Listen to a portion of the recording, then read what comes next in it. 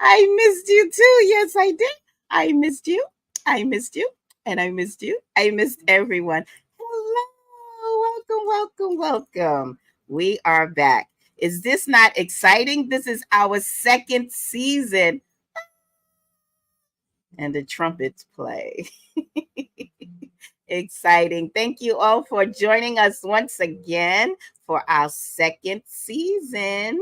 And we're going to continue to do a great job at having great guests and wonderful things we can learn and live by and maybe, change a whole lifestyle. Who knows? But before we get started, let me introduce my hostess for the mostest. He has a new dog now. He has a whole wife now. I think his mustache even grew a little bit. But let me welcome my hostess with the mostest, Mr. Gerald C. Anderson. Hi, Gerald. Good evening. Welcome to the second season. Yes, we made it. I have a whole wife. I had a whole wife at the end of the first season, though. I know, but now it's really a whole wife. But yes, we are. This is our second season. Aren't you excited about it, though? I'm very excited. It's very excited. We got a couple of good guests here that start the season out with a bang. Yes, that definitely. And you guys, did you all see the new intro we have? Let us know what you think about that. We were really working hard to kind of change it up just a smidget. But I think we have with the new intro, I think it's really cool. So let us know what you all think as well. So anything else you want to say, Gerald? I'm excited. We got our second season. I'm excited too. Hopefully we'll have more seasons, Absolutely. Absolutely. So we again, if you have questions or comments, feel free to put it in the chat. We need to get a number where people can just text questions and stuff. Maybe that's something we can work on. That's another thing. Yeah, something I can. I knew he was going to say that. Nick can work on it. He's not on camera. We can get him to work on it. Yeah, that's true too. We get Nick to do it because we need to do that. Always get the guy that's not on camera to do it. Exactly, because he can't talk back right now neither. That's right. But yes, we still have our fabulous intern Nicholas, who we just love, and he's still doing just a fantastic job. And he's always anything we need or we request, he's on it. He is absolutely amazing. We love our Nicholas. We love him. Love him, love him, love him. So you want to tell him what we have coming up, or we want to go straight to Ms. Buff Patterson and the positive media moment? Well, we have Dr. Oliver J. Myers, who's a guy I've known for a long time. He's a talented musician, and he's also a professor at the University of Clemson, who's going to talk to us about the STEM program, his journey as he went along, and how we can maybe help some young Black men be in positions like him today. Absolutely. And then we got this very good brother down in Florida who's doing some human trafficking stuff, and he's the founder of the Gentleman's Course. Mr. Christopher King. He's also graced our cover one time in the past, so it's an honor to have him back again. So, two very powerful guests to start the new season out with. Absolutely. And we have so much more to come. I mean, we have guests that we're like, what? Wow, really? And we can't tell you guys yet, but you stay tuned for some shockers. Yeah, we got some things on the horizon coming at you. Oh boy. Yes, absolutely. Mm-hmm. So let's move right along and let's get to our positive media moment with Buff Patterson and her Patterson's back in the house. Yes, with her muscles. You see her muscles? Okay, where's Buff? Oh, here we go.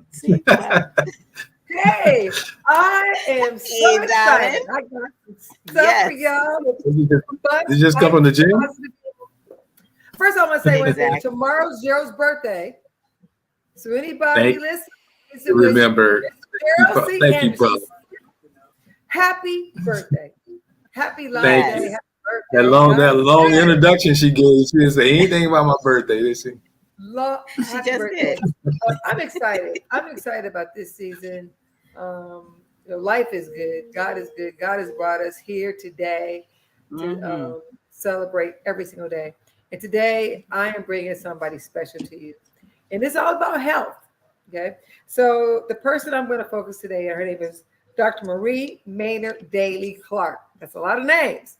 She was born in 1921, and she's credited to being the first, actually, she's an American biochemist. She's the first Black woman to receive a PhD from Columbia in the United States, of course. And she's the first Black woman to receive a PhD in chemistry in the United States. It's amazing. And this is in 1921 when she was born. So this is not like some, new stuff. This is normal. New York, doing stuff in New York. And it's something about these New York Black people. They really get things done. I'm just telling you. Hey, this is what we do. This is what we do. You gotta be doing it. And yes, this woman, we know how to do it. You gotta be doing it. It's like, it's like a tale of two lives. She did go, her father went to Cornell University, and he wasn't able to continue because of lack of funds. So when she got to go to Queens College, she stayed at home and saved her money so she could get her PhD. That's a woman about her business. Yeah. Isn't that amazing? And that's simply amazing. Like she knew, I'm going to get this done. And there's not that many women, as you know, in chemistry and in science. Oh, absolutely. Absolutely. And what she's best known for, listen to this. She's known for helping to discover the link between cholesterol and clogged arteries. Ah. All right. See? Also credited with recruiting more minorities and women into science and chemistry, because that's a field that most people don't go into as far. I mean, I could barely count it, but so that's way over my head. But imagine that there are women that have been trailblazers and that have gone before us in order to make this for us. And I really want to encourage young girls and women and men to just delve into science, because we need you. And there's people that have paved the way, and we're going to go forward. And I think this is somebody we need to celebrate, Miss Dr. Marie Maynard Daly Clark. Today's Life. Sounds good. Thank you, Bob. Appreciate always your very informative pieces. We love it. Yeah, absolutely. And these are the trailblazers that set the paths for us. We think we come up and we're creative with everything. Right. No, someone did it before us. Right. Give credit where credit is due.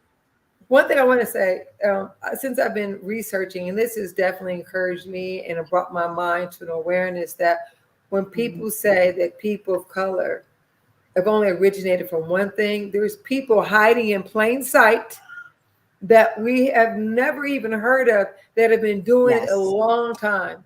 I mean, think about it. Her father went to Cornell. That's in the early 1900s. We didn't even know that Black people were going to Cornell at the time. Right. And so I just want to completely encourage, we need to know our history so we can know our future. Know your history, know your truth. All right. Yeah, that's absolutely true. Good job, Buff, once again. Thank you, good job. And keep working out. You're looking good. You're looking good. Enjoy that California heat. California heat, 117 degrees. We ain't playing. That's hot. All right. Have a good evening. Thank you, Bob. See you. Oops. Oh, see, that's so disrespectful. That was Nick.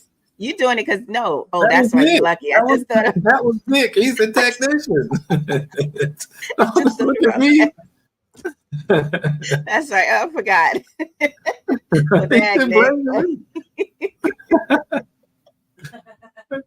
What's next? That's kind of off. Poor thing. We sorry, Bob. What's next? Well, I think now is a good time to go to a commercial. Okay. Nick.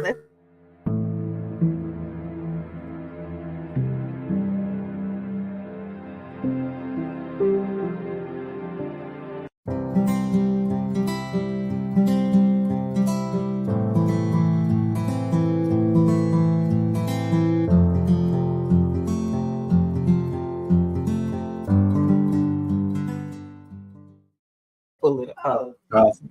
Hi. If you haven't had a chance to read that article, you need to read that article. It's very good. It's about people, we work 40 hours a week, sometimes more, and we don't focus on the one thing we need to be focused on. Wow, ourselves. So that article that Dr. Vanessa Anderson wrote, absolutely gives you some ideas of what you can do to put through that self-care for yourself, even while you're working your 40, 50, 60 hours a week. Yeah, self-improvement. That's it's everything. So gotta take care of yourself. You don't take care of anything else, you gotta take care of yourself. Yep, because nobody else will. Yeah.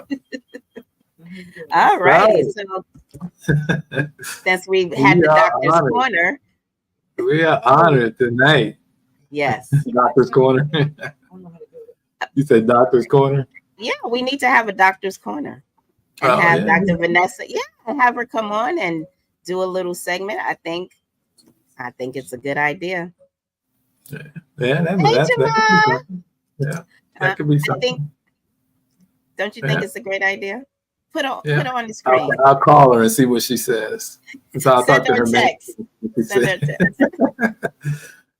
I'll talk to her manager and see if we can get her on. Yeah. Call. Let your people call her people. Right. All right. So now we are honored to have another doctor in the house. Absolutely. I remember back in 20-some years ago when we were all playing in the church together. He was going to school all the time, so he was pursuing his degree, and then now he's on the other end of that. He's a professor at the University of Clemson and stuff. And I'm so proud of this guy, even though we laugh and joke all the time. But I am very proud of him. I'm very proud to know him, and I'm sure he's going to enlighten us. So let's welcome to the stage this brother, Dr. Oliver J. Myers. Yes. Hello. Hi. How you doing? Great. Such an honor to be here. Thank you for having me. All right.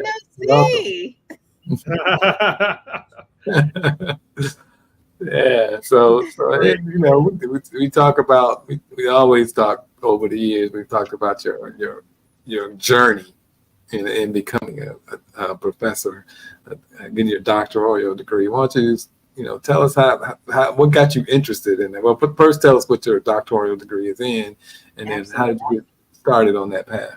Sure. I got my PhD in mechanical engineering. A lot of that was because as a kid, well, I still consider myself a kid because I'm actually enjoying what I do in terms of the discipline. I grew up building and breaking stuff and driving my parents mad because there was shrapnel everywhere in the basement.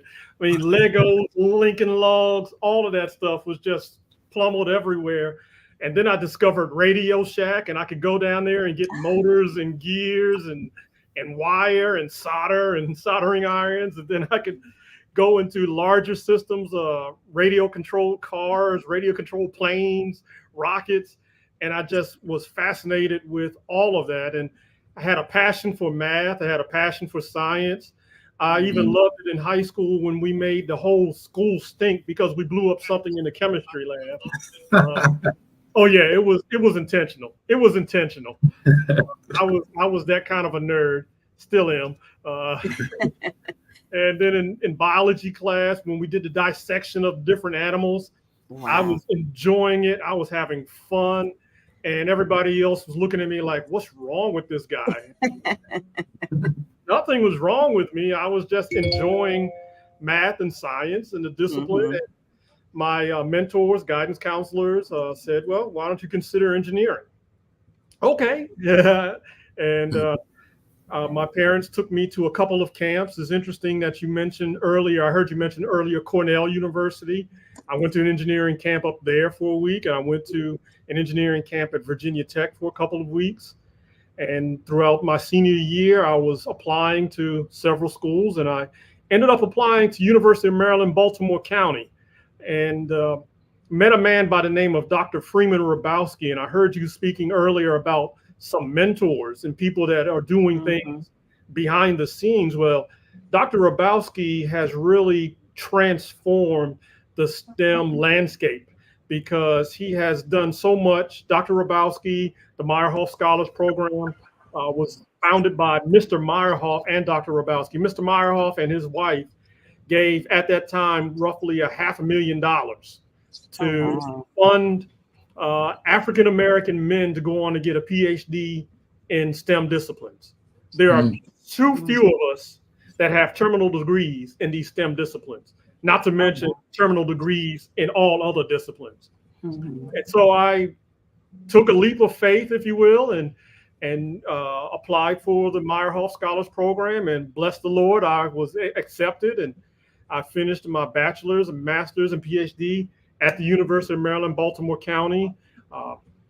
I worked at Northrop Grumman for several years. I worked at Mississippi State University. That was another teaching assignment. I was an adjunct at University of Maryland, Baltimore County. And now I am at Clemson University, and a full professor, and I'm a special assistant to the dean for student success. And there is a key for that, because many of our underrepresented students don't experience that level of success. They don't experience that level of support. And it is imperative upon me to give back. You know, we talk about paying it forward. No, it's just paying. Let's just do what we're supposed to do and make sure that the next generation has every tool they need to be successful in all of these disciplines, no matter what, whether it's STEM or not STEM, whether it's humanities. I want to see all of these students be successful. But so how do we do that? What are some ways you think we can get that done? Well, there are a couple of different ways. First, let's start at home. Have all the family members, and this is going to sound really harsh, but have all our family members set a standard for the children. Set a standard for the children that you do not come home with anything less than a B. I know that may sound stuff, it may sound hard, but right now we're at a point in our culture where excellence has to be the model. Right. But you know, these children these days are different, Doctor. Yeah, but we gotta do something about that. We can't just accept it. Well, actually, no, I would disagree with that. The children are not different. It's how we raise them is a little bit different. Right. We need to. Thank God, mine are grown. In some respects, we need to go back to doing those things that our parents did to us, making sure that that standard is met. There are some respects that we've made it a little too easy. Yes, iPhones and laptops and iPads and things of that nature, and they can access information. But there is no substitute for doing math problems by pencil and paper over and over and over again until you know the processes like the back of your hand. Same thing with chemistry and physics problems. Likewise, instead of watching TV, and I'm just as guilty as anybody, I'll be the first to raise my hand. Instead of watching TV, read some books. Fill your mind with things that are going to benefit you and enlighten you and inspire you. TV is wonderful. There are some great shows. I was joking looking at the channel today because I love watching Shark Week. I love the Nature Channel and Discovery Channel. Those are great.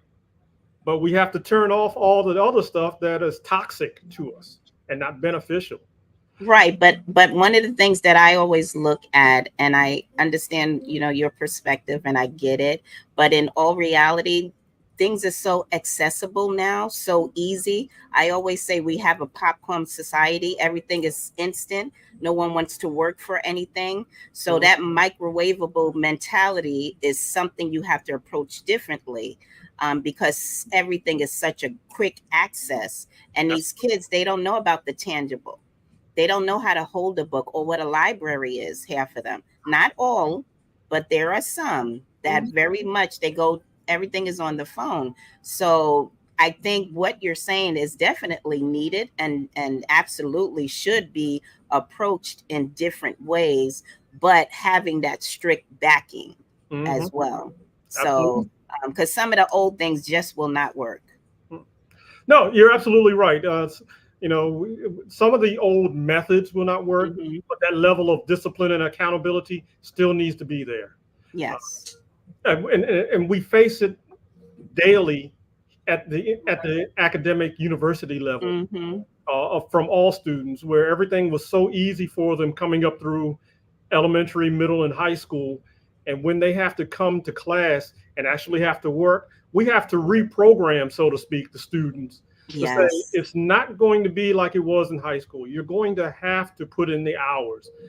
That's true. To use a sports analogy, hard work pays off. Yes, hard work absolutely. comes in, where you have to spend that time studying. Dr. Rabowski, who was one of my mentors, when he first met us, he told us to be successful in STEM, much less any other discipline, once we got to college, you have to study 3 hours per every hour in class. So if you take 15 credit hours, that means you're going to need to spend an additional 45 hours of studying outside of class to get the repetitions, to get the understanding, go to office hours, go to tutoring. And those things are relevant even for our students in middle and high school. And we have to reframe the idea of tutoring. Tutoring is really not for those who are deficit in a discipline. Tutoring is for those who want to be masters of the discipline, masters of the subject. You want to understand the material. So when the instructor, professor, throws you a curveball on the exam, you know how to address it because you have a complete understanding of the material. It is a far different paradigm than what most of us are used to. Yep. That's why all the parts. At the younger levels, our youth are not exposed to STEM programs and opportunities at the younger level to be able to have an interest in it and grow up like you did. You automatically had an interest. You didn't know it was STEM at the time, but you had an interest. But you know, how can we get exposure at that younger area to let these kids know that they can be an engineer when they grow up? Sure, absolutely. There are several programs there. And even before you get into the programs, there are things that we can do as parents and adults. For instance, the exposure to Discovery Channel, going to museums, going to the aquariums. Those things are eye-opening to our kids. They're relatively inexpensive. Gerald, of course, you live in the DC area. The Smithsonian is absolutely free. And you can walk into the Air and Space Museum. And those were some of my early introductions. Likewise, you can go to the toy store and buy Legos that actually have programmable systems. That's access to. You can remember Toys R Us? I might be dating myself. Oh, I know the whole commercial song. You want me to sing it for you? Let's sing it together.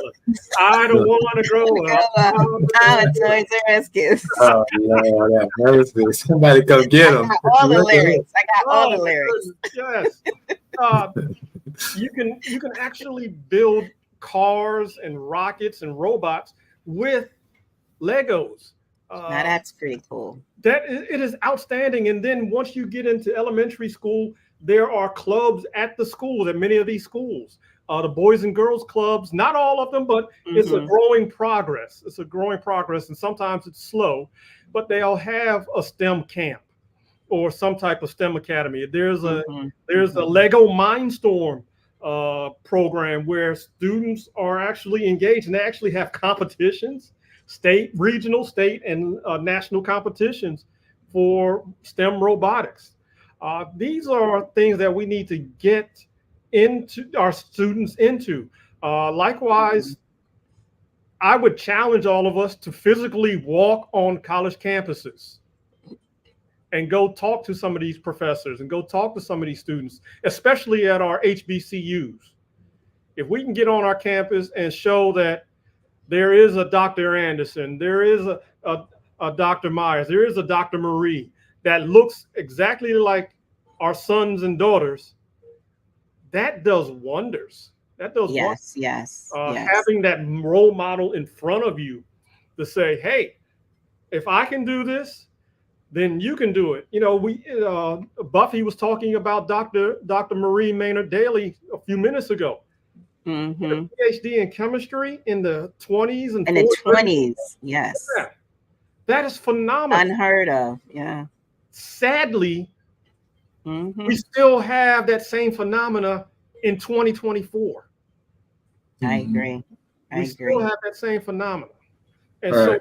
so the critical mass of underrepresented, particularly Black and brown students at the terminal degree level is lacking. And we need to do more. And we need to continue to encourage our students, encourage our parents, the adults, if you will, get back into the churches, the Boys and Girls Clubs, our fraternities and sororities, and really reemphasize the urgency of education. Little Gerald and little Tina are not going to the Olympics in Paris. You know, we're all not going to Who be. said I can't? You better watch it. I might do it. You couldn't, but the statistics will show that all of us are not going to be WNBA, NBA, NFL, Olympic athletes. That's true. A much higher chance of being successful with a college education than we do in athletics. That's the truth. Amen to that one. That is so true. Yeah, I was thinking of a story that when we was talking about how kids want the shortcuts, the microwave society. Yeah, I was teaching piano one time, and I was teaching this teenage boy, black young man, how to play the piano. And he came to me one day, to me and his dad actually, and said, he doesn't want to play the piano anymore. So we asked him why. And he said, why should I have to play the piano when I could just use this software and make music that way without learning? So he wanted to take the shortcut rather than. And that's what I mean. It's a sad reality, but it's definitely reality because everything is so quick, fast. No one wants to take time to do anything and just to process and to learn. I mean, everything is quick, you know. Right. I all of my students, and those that know me, I teach all foreigner students. I have Koreans and Portuguese and Russians that I teach English to. And some of them are adults and some of them are children, but their drive is out of this world as far as for education. Absolutely insane. I literally have students that I call, let's say it's 7:00 a.m. here. It's midnight where they are, but they're up taking an exam if I have one for them or learning, and it's midnight. I don't know any American students that do that. Just me. I'm not saying that they're not out there, but it's different. It's just different. Right. There's not really a whole lot of importance on it. I will share this with you, and it's probably a shameless plug. There are several programs. One is the Meyer Hall Scholars Program at the University of Maryland, Baltimore County. You have the Carr STEM Scholars at Howard University, the Millennium Scholars at Penn State, the Chancellor Scholars at UNC Chapel Hill, and the Chan Zuckerberg Scholars at UC Berkeley and San Diego. All those programs are based upon the Meyer Hall Scholars Program, which Dr. Rabowski founded, And all of these students, the majority of them come from underrepresented backgrounds, and all of us are encouraged to put in the work. We changed the paradigm. We changed the narrative of, look, if you look to your left and look to your right, it's your job to make sure all three of you are graduating in 4 or 5 years. Absolutely. So that means there are nights you'll have to stay up till 1, 2, 3 in the morning and study to prepare for the exam, prepare for the laboratory, prepare for the quizzes, to finish the homework. There will be nights where you have to work in teams, and we encourage working with teams. Even here at my university, I encourage the students to work in teams, because if you can convey the message to your classmate, that means you have a much better understanding of the material than if you were to work in isolation. So we really strongly encourage putting in that effort. And as you said, Tina, it is a shift from the microwave mentality that a lot of our students have, even a lot of our parents have, or the adults, if you will. Yeah, there's some adults out there too that don't want to work for anything. We program ourselves to make sure that Look, it's not a shortcut. There are no shortcuts in this. Absolutely, not one. Just getting a bachelor's is a 4 or 5 year process. It took me 6, but okay. Hey, it's not. I was a little slow. You got it. You finished it, right? I did. Hey, you finished it. What had happened was. We don't need to know what had happened. Okay, good. I got you. We don't need to know what had happened. I mean, everybody is not going to finish in 4 years. Mm-hmm. And it's not how quickly you finish, it's how you finish. Did you set yourself up for success? Did you set yourself up to have options in terms of career? Did you set yourself up for having options in terms of graduate study? Do you want to get the master's, the MBA, the law degree, the medical degree? You want to have those opportunities. So even if it took you 6 years to get Why that. you had to say it again? Look, it took me 5 years, okay? It took me 5 years, all right? Okay, I feel a little better. Yeah. No, we were in the same boat. Okay, good. But that meant. But I get it, yeah. But that meant I took that time because I wanted to be successful, and I didn't want to jeopardize my grade point average just because I was taking 5, 6, 7 courses in one semester and not giving adequate time to study for each course. All right. Yeah. Well, we appreciate you coming on tonight and talking to us, and it's been a fast. But yeah, good stuff. That's for sure. Good stuff. Education is important. It's one of the things we need to definitely have at the top of the list. So it's good to see a man like yourself that has risen up, got his doctorate degree, and now is turning around and trying to help others. I'm trying to be like you, Gerald. Huh? I'm trying to be like you, man. Gerald trying to be like Gerald. You need to be better than me. You need to aim higher than that. You gotta get you a bigger dog. What's that? You have to get a bigger dog. You seen his dog? We have 2 big dogs, and then of course, my affiliation has a kind of a. I love it. We know you got to go to Bible study, so you got to go teach Bible study to about 500 or 600 people. So there you go. Well, Stephen Jakes called you yesterday, didn't he? Is that what you told me? All right, we appreciate you stopping by. Take care. God bless you. Thank you. Wonderful. Thank you. That is so awesome. And we had great comments from Shantae. She was, making their statements and saying, we need to set standards. It's true. Right. It's not about what they need. It's about what they want. And, and Jamar had a great statement, and Shakira, thank you, babe. Thank you. But it's like we have these comments and these, questions that come in, and they're right on point. So I'm glad you guys are listening and hearing what we're saying, what the guest is talking about, because it's not just one-sided. There's many sides to these conversations, and I love to hear other people's sides and thoughts on it. So good job. Shantae wrote an article, what they want versus what they need. That's in the issue of the Lyfe magazine, which is currently available now to order. What was that? What you said? From LyfeMagazine.com or LyfePublishing.com. Here they go. I know y'all missed them. Subscribe and like. And happy birthday, Gerald. Ain't that one for you? See, you said I forgot. Don't beat you, but yeah, that's cool. Thank you. But yes. Don't forget the new issue of the Lyfe magazine. As you can see, Randy Norman, who was on our show, is also on the cover of this magazine. Yes, absolutely. All right, so let's get to our commercial. I believe we have a commercial going. Yes. Well, I think our commercial is actually a replay of last show's harp playing by Nefertiti Aziz. It was very good. Yeah, I remember that one. Play that one more again. One more again. Let's hit it.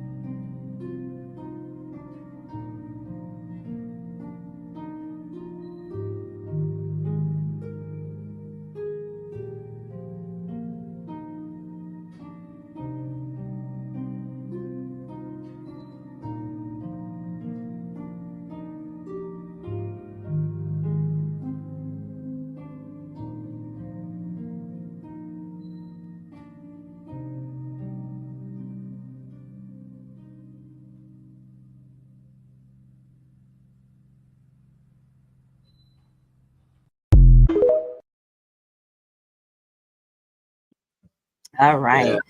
That's so meditational. It makes you like meditate, you know, and right. Like, so soothing, like Shantae says, just so soothing, right. You know. Yeah. Definitely. So who we got next? Who got next? This gentleman, he's kind of like a Lyfe magazine stalker almost, you know, just saying. But we love him. He does great things in the community, and he's the president of a fantastic organization to prevent or change the whole human trafficking thinking process and letting everyone know how serious it is. Mr. Christopher King is here. Did you like that? How you doing? Hey y'all. Hey, how's it going? Man, I can't She called you a stalker, man. I'm doing wonderful. You a good stalker. You know, there is a difference. I mean, There's some you did put me on the cover. because you're a good stalker. We like you. Make sure y'all subscribe, like, and share. Hello. There you go. There you go. Don't let me bust out my shines now. Don't let me do it. I will do it. But how are you doing? I'm doing outstanding, and glad to be here. Thank you guys for having me. And before I forget, happy birthday, Gerald. Thank you. Appreciate it. So tell us what's new, what's going on, how's the human trafficking, how's it going? Like what's the recent information on it to educate everyone? What's the new hotness, right? The new hotness. Human trafficking is still here. It hasn't gone anywhere. It hasn't left. Can I say it's gotten better? Honestly, no. It takes time. It takes community effort. It takes a unified effort for us to make a dent in something that affects everyone, not just one demographic of people. But we're making headway. You know, we're now as an organization, we're servicing 4 counties now. So we're in Pasco, Pinellas, Polk, Hillsborough County as well. And we're making some great strides because, you know, next year will be our 10-year anniversary of being in this space of combating human trafficking and raising awareness for human trafficking in all the various communities. And to tell you the truth, it takes perseverance just to get the message across, because there are people that don't think this is a reality. They do not think that this is real and it's happening, or worse, it could happen to them. That's true. And what made you gear towards this, like that cause? What made you gear towards that? Because there's so many other things that you could have dove into and just ran with it and been a trailblazer for. Why this? Well, I'll give you the short version of it, and to include, you know, I've had my own traumas as a child, you know, being molested and things of that nature, being abused mentally and physically, and overcoming those traumas. I was introduced to an organization in Tampa Bay that actually housed youth that had been victimized through human trafficking. So coming from entertainment, because some that know, some that don't know, I was the assistant road manager for my grandfather, B.B. King, for many years.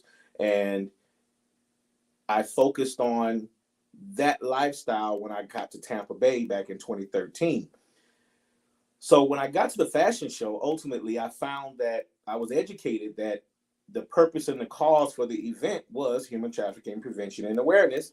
And the youth that were in the fashion show were youth that had been victimized by human trafficking.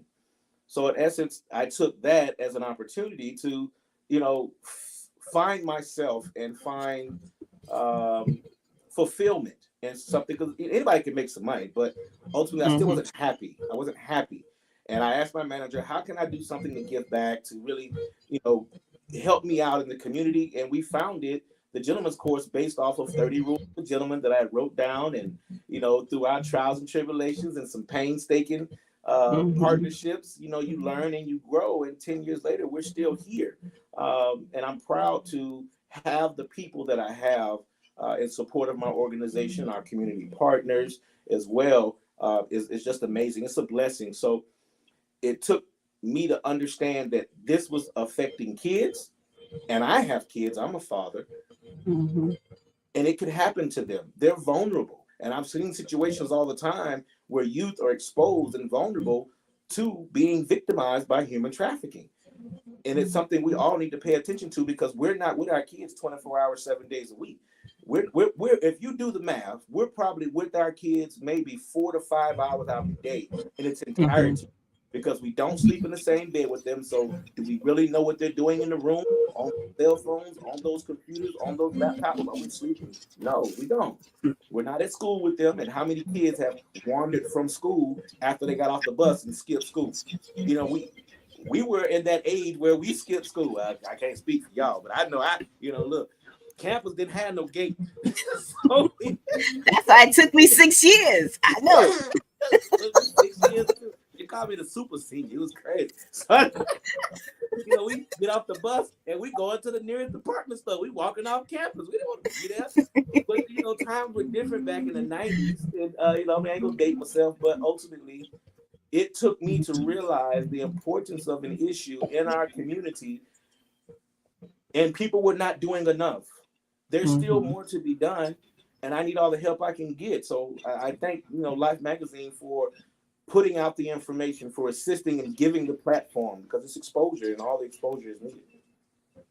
Absolutely, absolutely. So what is it we can do to kind of help and engage in this fight as well? Like, what could we do as individuals? Well, I'm gonna do it two-part. As Lyfe magazine, we can include a human trafficking statement inside the magazine every issue. That helps. We do a little. Okay, piece. I'll send you the check later. But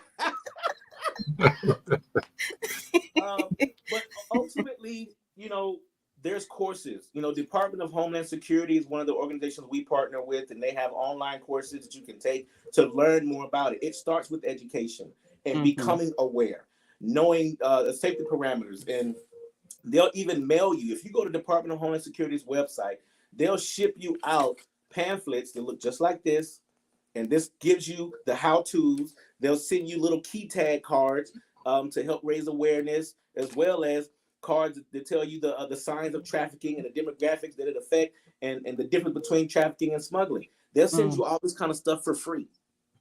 You don't have to pay for it. You don't even have to pay for shipping. So the part that we can do, host seminars, host symposiums like what you're doing right now, interviews, and just talk about it. Because you probably don't know it, but I got my live on Facebook and my live on Instagram going right now at the same time, so people can hear that might not follow the magazine's page or didn't get it in time, etc. But we have to be able to reach as many people as possible using all the platforms that we can. Okay. So you got the gentleman's course. You're the founder of that course. Can you explain to our guests what that course is all about? Definitely can. So the gentleman's course was something that we created because when we found that we were working with youth that had been victimized, we had to figure out what was beneficial for them. As Dr. Oliver stated earlier, being able to talk to kids in their language, or I think it was one of the viewers posted in the comment, talking in their language. So we developed the course to be able to help them regain social skills, because they lost trust in people. When you're victimized through mental and physical trauma, the last thing you're going to want to engage is with people who committed the crime to you. And that's human beings, period. Doesn't matter their skin, their age, it's human, or especially if it was coming from a family member.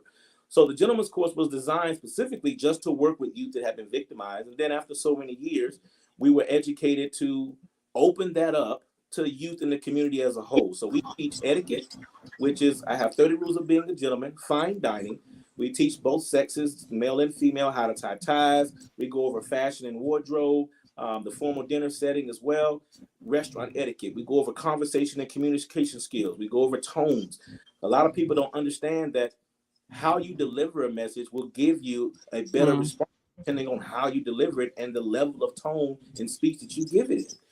We're always shouting all the time, but we have to learn to control our tones and how we deliver certain messages, especially questions or concerns, because how people receive that is how they're going to conclude your mental state of mind is. And they might say, are you okay? Are you a little angry? Because I hear frustration in your voice.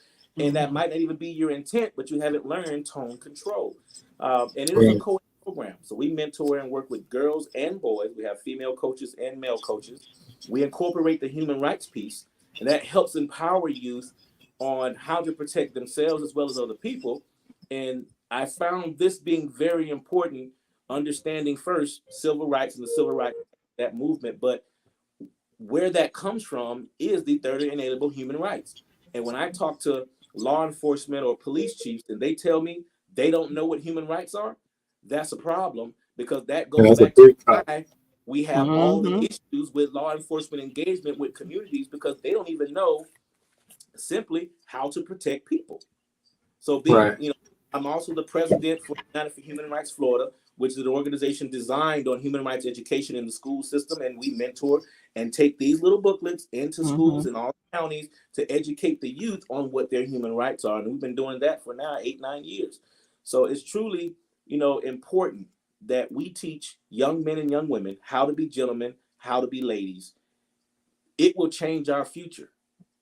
Absolutely. That is so true. That's what I like about this show. And I looked at the lineup, you had these two brothers here that both of them are, are giving back, they're coaching our young, to bring them up in ways that they should be thinking. I like that, teaching them, things that are going to help them all throughout their life, Right. So I really love what you're doing. And I thought ever since I've, got to meet you, I think it was probably back in 2015 or so. But I've always been impressed with what you're doing, so keep up the good work. Appreciate that. Absolutely. And like building with Lyfe magazine and all your platforms and being a published author, it takes a lot to write a book. And you wrote many books. Yeah.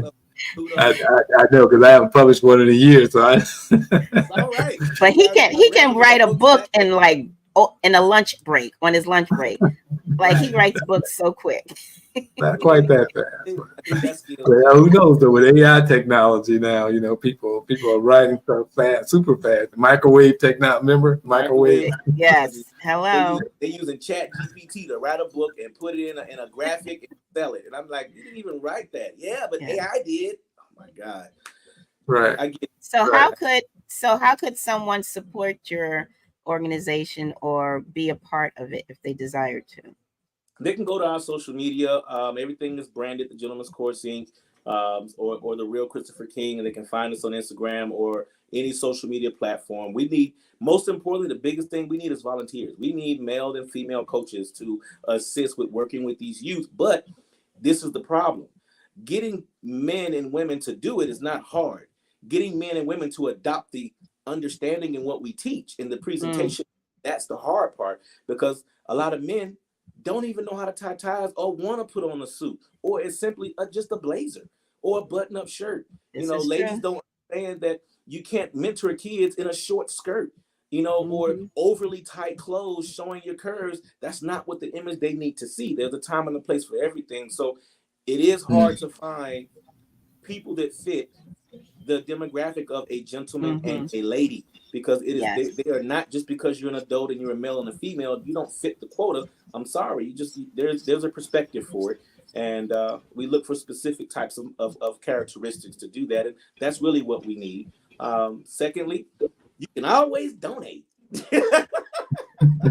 Did you say donuts? Pay for some books. It helps. The material costs money too. We gotta order these books and all, and the ties, we get kids ties and everything. So there's things that do cost money for us to operate. And we always look for community partners, and we have some good ones. So I want to thank GTE Financial for being a community partner. American Power and Gas also is one of our huge community partners, and we're developing new relationships. So I can't wait for next year to unfold. It's going to be huge. All right. Yeah, a lot of human trafficking is just people, just like I think you said earlier, people just don't believe it's happening. Right. Until it hits them. Or hits in their family or something like that, But it's right in your backyard and you have no clue. And they don't even pay attention to the news when it happens, when they do the raids, and you look at the job qualifications of people that are arrested for participating in human trafficking rings. They're not drug dealers. They're not the local dope boy. That's not happening. No, they're lawyers, police officers, they're doctors, school teachers. People that we trust with our kids' lives are the ones that's colluding their minds and convicting these heinous crimes. So how do we fix it? Overhaul the entire educational system and security of our country, because we look at everybody that's going to jail. They're the people we trust. Right. So what do you say? You watch the news, you only see the highlights of the crimes, that things that they feel newsworthy. But you actually have to check the police reports in your neighborhood and stuff like that, and you'll see a lot more activity is happening in your neighborhood than is happening in your neighborhood. Not, and I ain't just talking about the bad neighborhoods either. I'm talking about the good That's true. Is in crack houses. No, they're sitting in 6-7 bedroom homes, $1 million houses in right. Exactly. Crazy. It's They're sitting right in plain sight using luxury hotel rooms. It's crazy. Yeah. Yeah. If people think that, you know, like I said, the news media, they pick what they think will get people to watch the news. Exactly. There's a whole lot of other crime going on. That isn't being reported on. And every day, and not to pick on any particular sheriff, but I like Sheriff Judd over in Polk County because he has a particular perspective. It's a target for him to arrest people for human trafficking and get it out of Polk County. He is targeting, and and we have task force partnerships between Pasco Sheriff's Office, Hillsborough County. One of the leading captains is down in St. Petersburg with the St. Pete Police Department providing the oversight for the task force as well. It's a lot going on, and people need to volunteer for organizations that are doing, not just us. There's so many out there. Just do a little bit, and we can all make a big impact together. Yeah. Mm-hmm. I believe that is so true. So what do you say? There was one thing that passed my mind. Have you guys heard of this show? It's called Traffic. I think it's I forget what stream it's on, but there's a lot of information. This lady who's an anchor, she interviews these individuals, and it's all sorts of trafficking, not just human trafficking, but it's like kidney trafficking, heart trafficking, skin. People are stealing skin. Like it's a whole series she has. It's actually really, really good. So that would be something. Find people to pay for anything. Yes, it's absolutely insane. But it's all, it's in our world, It's little here. do we know. Real. So, they can also come to our gala. Our next gala, don't want to forget, our next Gentleman's Gala is January 25th over in Clearwater, Florida. So the Gentleman's Gala is Masquerade. You can definitely come there. You have the opportunity to meet other organizations combating trafficking. You have the opportunity to mingle with survivors, people that have been trafficked, hear their stories. They're in the room. Yes. So what do you say to those that want to come to the gala, but it's is at the Scientology hotel? Right. It's like no, I changed my mind. I don't want to be a part of it. I look at it like say? I look at it like this. We've been doing this for 9 years. Nobody's ever been bothered, solicited, harassed, emailed, asked to come back for anything that the church offers. And after 9 years, we consistently execute 300 to 400 people twice a year without any issues or any problems. And honestly, it's a great partnership because they provide an opportunity for us to fundraise that other hotels and sponsors would not. And people are getting on board and understanding that being biased only limits who you are and what you can accomplish with petty things that have no relevance to society whatsoever. Because it's about the cause, I would think, right? It's just a building. It's just like a church. People leave churches all the time. And I'm like, the church is not your belief. Your belief is Christianity. The church is just a building. That's where you congregate. You can have church at home. It's just a venue. Mm-hmm. So it's party with us. Well, it's definitely something to, get into, and those that don't know about human trafficking, it's so deep, it will blow your mind, because I learn more and more each time, and I'm grateful that my kids are grown, but I do have grandchildren, so it's that part you got to think about it. So that's the unfortunate side. So I have grandchildren too now. Yeah, exactly. Yeah. So somebody have a great grandchild. So. Yes, exactly. So it's like we have to think about them now, So it's like it's a lot. It's part of our world, but whew. On my IG Live, they said got married at the Church of Scientology. No issues or pressure at all from them. They had their whole wedding ceremony at the church. So it's just like I said, it's a beautiful venue. And when you're talking about hospitality, there is no hotel in Tampa that can compete and provide the level of luxury and hospitality that we're able to provide. And all of our guests enjoy every bit, and the food. Oh my God. Tina, tell them about the food. Oh, the food is the bomb diggity. That sound. Oh man. That's a long comment here. I know I can't even read that. I need my glasses, so I can't. This is true. My daughter, and I don't know where my glasses at. She was 13. Like a moment of silence. Everybody got to read. Everybody read. So it's funny. Wow. Okay. So she learned sign language to communicate. Wow. And that's a good idea, though. Yeah. You know, yeah. And that's a great idea. It definitely, that's you. Hey, great job, Miss Smith. That's amazing. That's truly amazing. Hey, look, send me that story. I'd love to share that story. Oh shoot, Gerald, you got somebody you got to interview. No, right? Yeah. Wow. That's a good story. Yeah, we definitely want to tell her story in the magazine. Yeah, dive into that a little bit more, because there's something there for sure. There's definitely something there. I definitely don't want to butcher her name, but like Christopher said, Miss Smith. I can even picture her name, so if she can tell us something just stick to the last name, Miss Smith. Miss Smith, yeah. It's a beautiful story. Then we can go. But from yeah, there. we definitely need to reach out to her for sure. So definitely, that's amazing. Like I can say, I thank you guys, for the opportunity. The platform is here, and you guys keep doing what you're doing, because more people need to hear, see, and understand exactly what's going on. Yeah, thank you so much. Yeah, we dedicated to it. That's for sure. We stuck like Chuck. Yep. Ain't no escaping now. See. They know what it take out here. We're in the second season. Something just says we got to keep this thing going now. Exactly. It's like we got to do it, but we love it. We pay for these backgrounds. We got to use them. Exactly. And those things are not cheap. Look, you probably even these are these lights. Look, I switched my whole background. I was in the back room. You saw the blinds gone, right? Let me man, listen. Man, we said we're gonna do this and we're gonna do it right.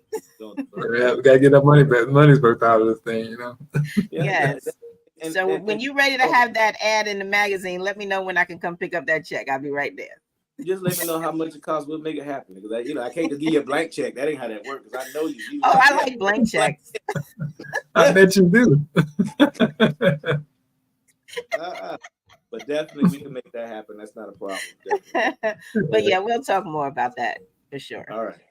We'll make that happen. Right. Yeah, you guys on the serious side though, you got a serious topic you're trying to make people aware of, and it's definitely appreciated. It's your tireless efforts are being observed. People are watching. Hopefully, people are learning. I noticed that you're getting awards and stuff too. At high levels, and so the right people are watching as well. So unfortunately, like you said, and he give awards. So he receive awards and he give awards. Yeah. So which is good too. So recognize people in the community doing their job. They don't have to help us to be recognized, and that goes undone so many times where people are doing such great things and they're not publicly recognized for their work. So we make sure that we recognize people outside of the gentleman's courts for their work in their communities, in the 4 or 5 communities that we serve. We make sure they're recognized. Right. Absolutely. All right. I love it. We appreciate you stopping by and chatting with us tonight. It's my pleasure. I enjoyed it. I'll come back. All righty. We'll be talking. So. All right. All right. You take it easy. Have a good evening. All right, Christopher King. Yeah, he's working out with a good friend of mine who's a fitness instructor. I forgot to ask him about that. But he's actually doing really good because he's working out with a friend of mine. And I'm like, Dag, should I go? But they in Tampa. I can't be taking that ride. Boy, yeah. Did anybody tell you to move way out over yonder? I can't go that right. I was like, if he was a little bit closer, I'd be like, I'm there. But I'm like, it's too far for me. But But no, he's doing a great job, and I'm always proud of him. So he's so dedicated. So, right. So you know what, Gerald? It's your birthday. It's your birthday. Yeah. It's your pretty birthday. close, ain't it? You know, 8 hours and 4 hours and 25 minutes. How does it feel to be 50 again? Well, no, I never tell my incorrect age. I'll be 21, like everybody. Exactly. No, seriously, I'll be 62.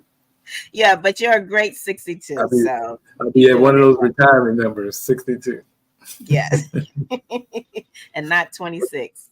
Not 26. Anyone who's dyslexic. The show must go on, though. Absolutely. So I guess we can did we show Christopher's commercial? I don't think we did. We could do it now. No, we didn't. We can do it now. I know Nick taking naps. Nick is taking naps.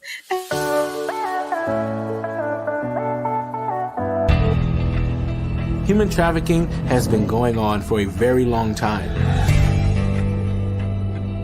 Human traffickers, they're in the schools, they're on social media, they're getting the kids on their platform, so we might as well attack them on the same grounds. Surely if people knew the power of knowing their rights, they would know what to defend. That is the purpose. That's our goal.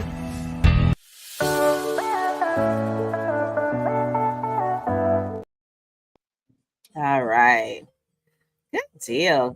I thought we seen Marcus, or was I seeing things? No, he had to step away. Oh, okay. All right. Well, we had tons of comments and questions and stuff. I think this was a good show. I like Dr. Oliver. Very information in there was intense and was definitely worthwhile. And of course, Christopher. So good stuff. So what else you got? Well, we're at the end. You don't want to bring out the cake? Bring out the cake. I don't even eat cake. Well, let's sing happy birthday. We have to sing happy birthday. Dr. Anderson, where are you? You have to come on screen so we can sing happy birthday. Dr. Anderson's unavailable at the moment. Okay, so I will do the honors. Where's my mic? Oh God, no. You gotta run the people away. Happy birthday to you. Happy birthday to you. Happy birthday to Gerald. Happy birthday to you. No, Never say I didn't sing for you. Thank you. You get an A for effort. Thank you. Yes, it's your birthday. So I wish you many, many birthdays, many, many wishes and blessings, and you are just going to expand and grow from here. It's just nowhere but up from here. So you are truly, truly a joy. And I'm blessed to know you and have you and call you my friend. So happy birthday. I appreciate it.